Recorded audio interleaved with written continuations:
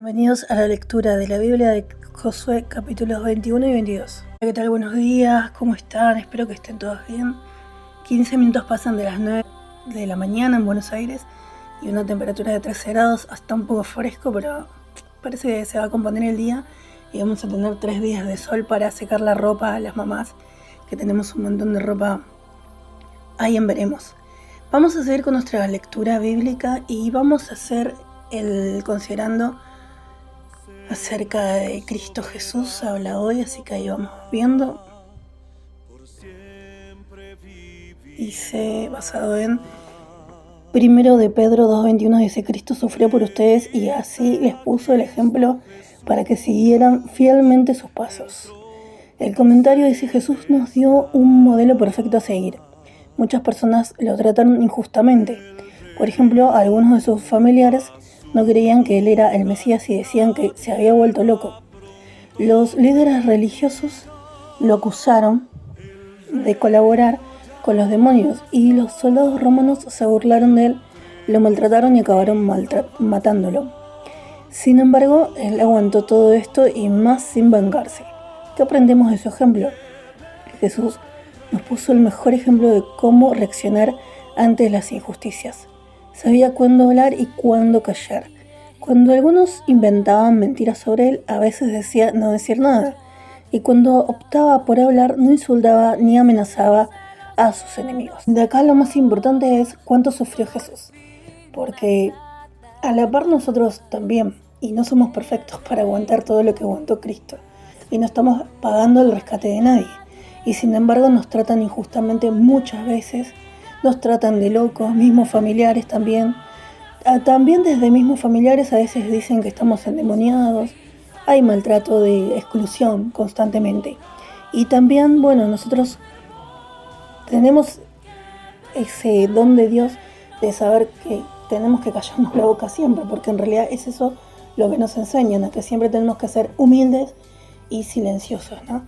Y entonces es como que nos juzgan a tener que, para que no nos maltraten, siempre no decir nada. Es mejor no decir nada, es mejor no saber, es mejor ser un ignorante total y no decir nada cuando hay un maltrato de injusticia donde sea, ¿no? En una institución, en un colegio, en un trabajo, porque siempre tenemos las de perder, y más cuando somos personas que en la política para nada nos queremos meter.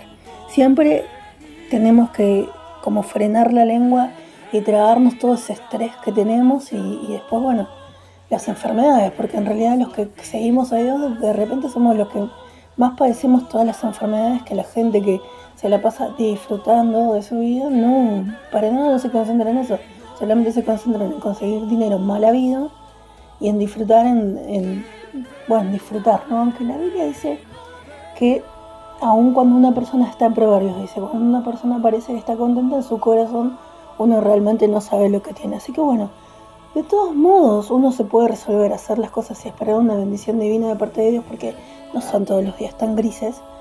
Y aún siendo que fuese de ese modo, no hay mal que por bien no venga. Si algo malo sucede, seguramente que luego de eso malo vamos a aprender una buena lección y vamos a seguir haciendo las cosas bien, porque lo que no nos tiene que faltar de ninguna manera es esa fe en que Dios lo va a resolver todo a su debido tiempo. Ahora sí, vamos a terminar la lectura, si Jehová lo permite, de Josué. Josué capítulo 21 tenemos que hacer ahora. Vamos a ver si terminamos todo el libro. A ver, ya te digo, son muy largos los capítulos. Esto tiene 45 versículos. Dice: los jefes de las casas paternas de los levitas ahora se acercaron al sacerdote Eleazar, a Josué, hijo de Nun, y a los jefes de las casas paternas de las tribus de Israel, y les dijeron en Silo, en la tierra de Canaán: Jehová mandó por medio de Moisés que se nos dieran ciudades donde vivir, junto con sus campos de pastos para nuestro ganado. Así que por orden de Jehová los israelitas les dieron de su propia herencia esas ciudades a los levitas, junto con sus campos de pasto. Cuando se echaron suertes, les tocó primero a la familia de los cabatitas, y a los levitas que eran descendientes del sacerdote Aarón les dieron por sorteo 13 ciudades de la tribu de Judá, de la tribu de Simeón y de la tribu de Benjamín. Al resto de los coatitas les tocaron 10 ciudades de la familia de las tribus de Efraín, de las tribus de Dan y de la media tribu de Manasés. Y a los gersonitas les tocaron 13 ciudades de las familias de las tribus de Isaacar, de la tribu de Aser, de la tribu de Neftalí y de la media tribu de Manasés en Basán. Los meraritas recibieron, según sus familias, 12 ciudades de las tribus de Rubén, de la tribu de Gad y de la tribu de Zabulón. Así los israelitas les dieron por sorteo a los levitas estas ciudades y sus campos de pasto, tal como Jehová lo había mandado por medio de Moisés. De la tribu de Judá y de la tribu de Simeón dieron estas ciudades que aquí se mencionan por nombre. Y se las dieron a los hijos de Aarón, que eran de las familias coatitas de los levitas, porque a ellos les tocó primero en el sorteo. Les dieron Kiriat Arba. Arba era el padre de Anac, es decir, Hebrón, en la región montañosa de Judá, en los campos de pasto de alrededor. Pero los campos de la ciudad y sus poblados se los dieron en propiedad a Caleb, hijo de Jefoné. Y a los hijos del sacerdote Aarón les dieron la ciudad de refugio para los homicidas. Específicamente Hebrón, con sus campos de pasto, y también Limna, con sus campos de pasto. Jatir, con sus campos de pasto. Temoa, con sus campos de pasto. Olón, con sus campos de pasto. Debir, con sus campos de pasto. Aín, con sus campos de pasto. Jutá, con sus campos de pasto. Y Bet-Semes, con sus campos de pasto. 9 ciudades de estas dos tribus. Y de la tribu de Benjamín, Gabaón con sus campos de pasto, Geba con sus campos de pasto, Anatot con sus campos de pasto y Almón con sus campos de pastos. 4 ciudades. En total, las ciudades que les dieron a los descendientes de Aarón, los sacerdotes, fueron 13 ciudades con sus campos de pasto. Al resto de las familias coatitas de los levitas les dieron por sorteo ciudades de la tribu de Efraín.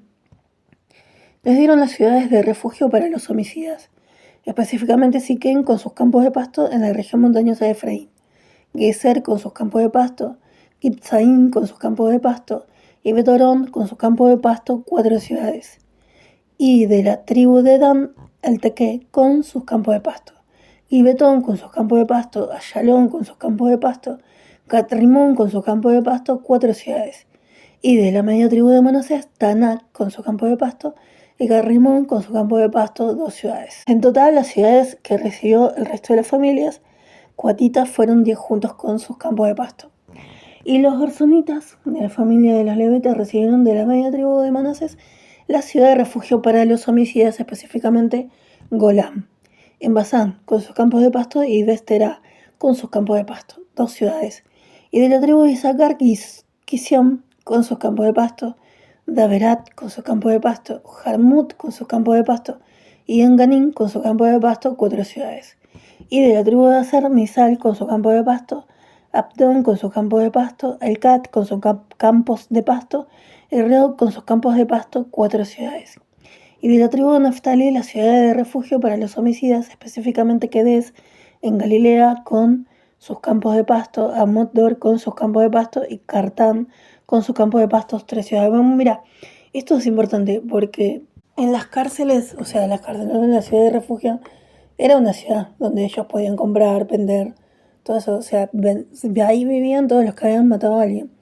Y tenían no solamente 4 paredes y un inodoro y un lugar para lavarse las manos, sino que tenían un campo de pasto, donde seguramente que ahí podían recapacitar, ¿no? Mientras tanto, por sobre lo que estaban haciendo, lo que habían hecho. Entonces es importante que también me parece, ¿no? Que las personas que tuvieron una mala vida puedan tener esa oportunidad también de mirar al cielo y comunicarse con Dios, de recapacitar, de andar, de hacer ejercicios también, ¿no? Como para, si uno tiene una mente, ya un corazón dispuesto a hacer lo malo, que disfrute de lo que es hacer una rutina de disciplina bien y a ver si se puede reinsertar en la sociedad esa persona, ¿no? Porque si Jehová, de hecho, ha perdonado a mucha gente que ha hecho cosas horribles, ¿por qué no darles una oportunidad a personas que de repente sí cometen un error gravísimo en un momento de furia? Y mismo Salomón dijo, ¿qué persona sabia en un momento de estrés no comete un acto de locura? Entonces, no tener en cuenta esto, que es importante porque, y a partir de esto, hasta tenemos en cuenta el hecho de que por ahí esa rebelión de Satanás y los demonios, ay Dios, es como Jehová posiblemente lo tome como un acto de estrés de Satanás, ponele, ¿no? Y entonces, y por eso los 1000 años, para ver si él rectifica su modo de ser, ¿no? Aunque mismo Jehová está prediciendo que no, que después, luego de los 1000 años viene una prueba más grave todavía, ¿no? O una prueba mundial para ver, refinar, a ver quién realmente va a poder vivir eternamente o no. Así, pero esas cosas están como demasiado lejos, así que nosotros nos concentramos en el día a día y en poder tener la bendición de Dios haciendo lo que tenemos que hacer, de leer todos los días y hacer una buena conexión con Jehová para que si en algún momento llegamos a fallar, llegamos a caer en un pecado grave así, podamos tener la garantía de que Jehová va a revisar como un buen juez nuestras obras buenas, el error que cometimos y luego sí nos va a dar un veredicto justo sobre lo que hicimos mal, ¿no? No que vamos a vivir constantemente como si fuera un infierno la vida. 21, 33 dice: en total las ciudades de los Gersonitas, según sus familias, fueron 13 ciudades con sus campos de pasto. Y las familias los Meraritas, el resto de los levitas, recibieron de las tribus de Zabulón, Jocnián con sus campos de pasto, Cartá con sus campos de pasto, Dimná con sus campos de pasto y Naalal con sus campos de pasto, 4 ciudades. Y de la tribu de Rubén, Becer con sus campos de pasto, Jas con sus campos de pasto, Kedemot con sus campos de pasto y Mefat con sus campos de pasto, 4 ciudades. Y de la tribu de Gad, la ciudad de refugio para los homicidas, específicamente Ramón en Galat, con sus campos de pasto, Manaim con sus campos de pasto, Esbón con sus campos de pasto y Jazer con sus campos de pasto, un total de 4 ciudades. En total, las ciudades que les tocaron a los meraritas según sus familias, el resto de las familias de los levitas, fueron 12 ciudades. Las ciudades que los levitas recibieron dentro del territorio de los israelitas fueron un total de 48 ciudades junto con sus campos de pasto. Cada una de estas ciudades estaba rodeada por sus campos de pasto. Esto pasaba con todas esas ciudades. Así fue como Jehová le dio a Israel toda la tierra que había jurado darles a sus antepasados, y ellos la ocuparon y se quedaron a vivir en ella. Además, Jehová les dio paz en todos lados, tal como se lo había jurado a sus antepasados, y ninguno de sus enemigos pudo hacerle frente. Jehová entregó a todos sus enemigos en sus manos. No falló ni una promesa de todas las buenas promesas que Jehová les había hecho a la casa de Israel, todas se cumplieron. 22. Entonces Josué convocó a los rubenitas, a los gadetas y a la media tribu de Manasés. Y les dijo: ustedes han hecho todo lo que Moisés, el siervo de Jehová, les mandó y me han obedecido en todo lo que les mandé.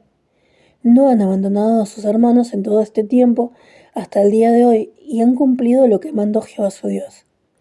Ahora Jehová su Dios les ha dado paz a sus hermanos tal como les prometió. Así que ahora ustedes pueden volver a sus tiendas, en la tierra que Moisés, el siervo de Jehová, les dio en propiedad al otro lado del Jordán. Pero asegúrense bien de cumplir los mandamientos y la ley que les dio Moisés, el siervo de Jehová, amando a Jehová su Dios, andando en todos sus caminos, obedeciendo sus mandamientos, manteniéndose unidos a él y sirviéndole con todo su corazón y con toda su alma.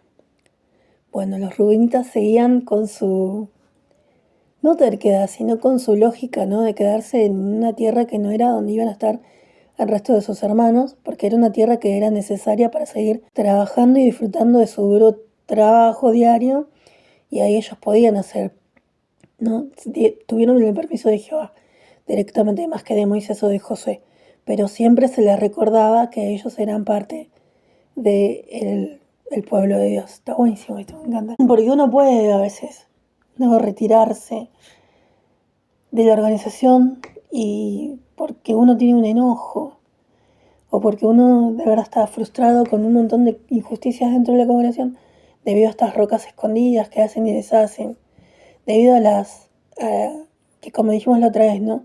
Es como una central nuclear o central de energía, el cuerpo gobernante desde Warwick, ¿no? De Estados Unidos. Y desde ahí ellos mandan el alimento espiritual y nos dicen cómo nos tenemos que comportar y que no tenemos que ser prejuiciosos y que tenemos que saber perdonar y que tenemos que alegrarnos cuando vuelve alguien de afuera, que Jehová quiere que volvamos, y preparan todas las publicaciones posibles para que nosotros podamos comprender, pero nosotros seguimos con esa terquedad de las cosas son así o de no permitirle la libertad que necesitan nuestros hijos por temor o porque qué van a decir, o porque, no sé, mil cosas que nos hacen ser inflexibles, ¿no? Nada que ver como con lo que es Dios, que es un Dios flexible. Entonces, nosotros nos educaron tan estrictamente y con nuestros hijos seguimos siendo tan estrictamente estrictos, aun cuando no queremos ser así y somos por ahí, somos recopados, pero tenemos esa maldita manía de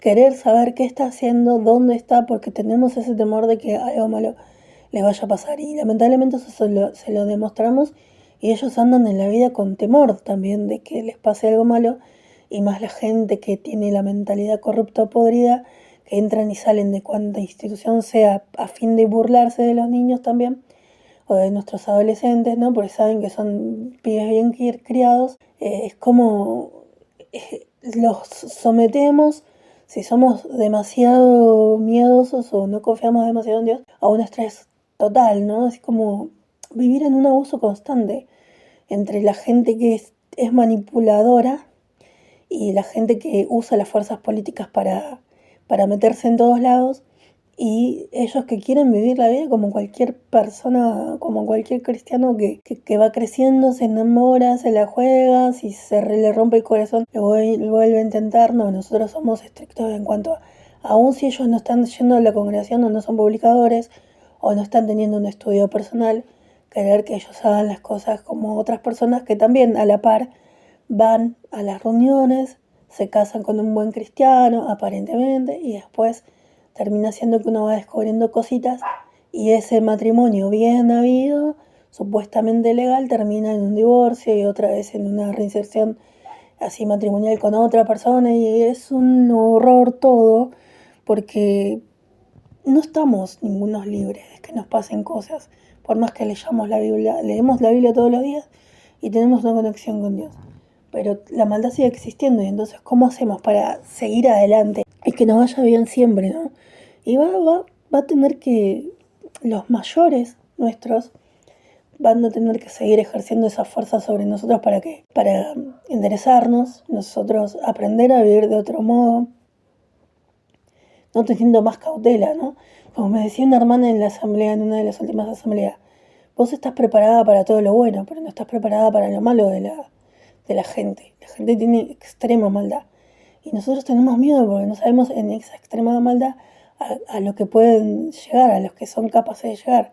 Porque por ahí tampoco no nos metemos demasiado en la historia de mismo nuestro país, y vemos que esa gente mala hasta se mete, que ha asesinado en los tiempos militares, hasta mismo todavía tienen la osadía de meterse en las escuelas como si nada, ¿no? Es como una fuerza de poder donde nosotros sí o sí tenemos que confiar en que Jehová va a proteger a nuestros hijos. No nos queda otra alternativa, ¿no?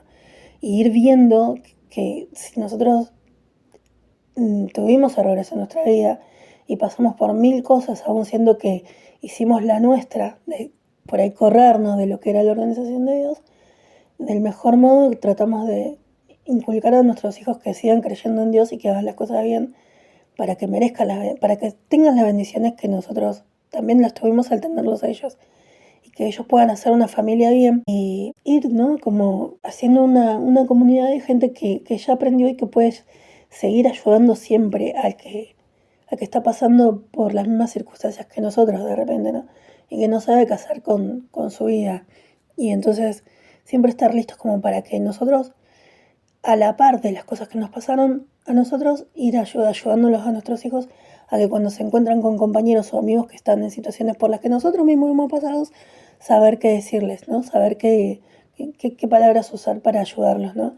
Y a veces está bueno decirle a nuestros hijos que si ven que un compañero está muy mal, que el mejor consejo que le pueden dar es que lean la Biblia y que se comuniquen con Dios. El 5 dice, pero asegúrense bien de cumplir los mandamientos y la ley que les dio Moisés al siervo de Jehová, amando a Jehová su Dios, andando en todos sus caminos, obedeciendo sus mandamientos, manteniéndose unidos a él y sirviéndole con todo su corazón y con toda su alma. Luego Josué los bendijo y los despidió a ellos.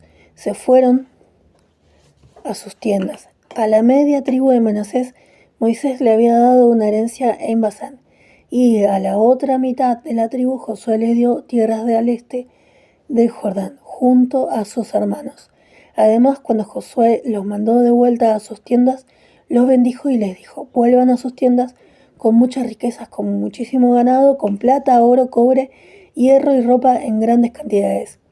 Llévense lo que les corresponde del botín de sus enemigos y compártanlo con sus hermanos. Después de eso, los rubenitas, los gaditas y la media tribu de Manasés se separaron de los otros israelitas. Se fueron de Silo, que está en la tierra de Canaán, y volvieron a la tierra de Galat, la tierra que recibieron en propiedad y en la que se habían establecido por la orden que Jehová dio mediante Moisés. Cuando llegaron a las regiones del Jordán, en la tierra de Canaán, los rubenitas, los gaditas y la media tribu de Manasés construyeron un altar allí junto al Jordán, un altar enorme e impresionante. Más tarde, los otros israelitas oyeron decir: mira, los rubenitas, los gaditas y la media tribu de Manasés han construido un altar en las fronteras de la tierra de Canaán, en las regiones del Jordán, del lado que pertenece a los israelitas. Cuando los israelitas se enteraron, todo el pueblo de Israel se reunió en Silo para ir a luchar contra ellos. Entonces los israelitas mandaron a Fineas, hijo del sacerdote Eleazar, a donde estaban los rubenitas, los gaditas y las medias tribus de Manasés, en la tierra de Galat. Y había 10 jefes con él, un jefe de cada casa paterna de todas las tribus de Israel. Cada uno de ellos era jefe de su casa paterna entre los clanes de Israel. Cuando llegaron a donde estaban los rubenitas, los gaditas y la media tribu de Manasés, en la tierra de Galat, le dijeron: esto es lo que todo el pueblo de Jehová dice. ¿Cómo pudieron cometer semejante acto de infidelidad contra el Dios de Israel? Hoy han dejado de seguir a Jehová al construirle un altar y rebelarse contra Jehová.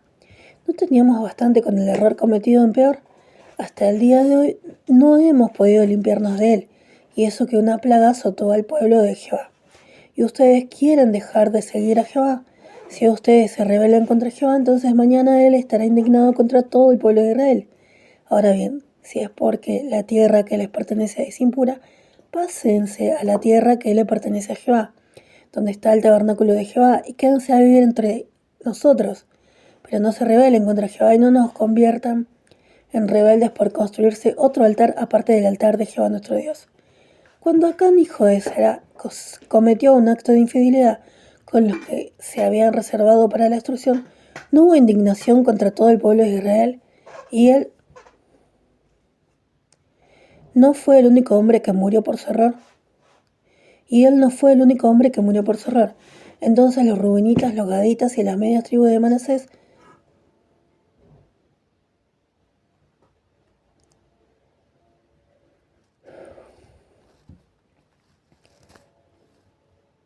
le contestaron a los jefes de los clanes de Israel: el Dios de Dios es Jehová, y el Dios de Dios es Jehová. Él sabe, e Israel también sabrá. Si fuimos rebeldes e infieles con Jehová, entonces no nos libres hoy.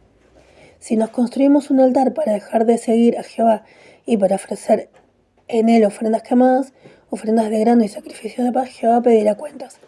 Pero no, nosotros lo hicimos por otra cosa que nos preocupaba. Dijimos: en el futuro los hijos de ustedes le dirán a los nuestros: ¿qué tienen que ver ustedes con Jehová, el Dios de Israel? Jehová ha puesto el Jordán como frontera entre nosotros y ustedes, los rubenitas y los gaditas. Ustedes no tienen nada que ver con Jehová, y los hijos de ustedes les impedirán a los nuestros que adoren a Jehová.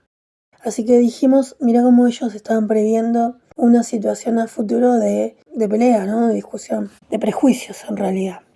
Así que dijimos: tomemos medidas al respecto y construyamos un altar, no para ofrendas quemadas ni sacrificios, sino para que sea un testigo entre ustedes y nosotros y nuestros descendientes de que realizaremos nuestro servicio a Jehová delante de él con nuestras ofrendas quemadas y nuestros sacrificios de paz, para que los hijos de ustedes no les digan en el futuro a los nuestros: ustedes no tienen nada que ver con Jehová. Así que dijimos: si ellos nos dicen eso a nosotros y a nosotros, nuestros descendientes, en el futuro nosotros entonces diremos: vean la réplica del altar de Jehová, que nuestros antepasados hicieron, no para ofrendas quemadas ni sacrificios, sino para que fuera un testigo entre ustedes y nosotros.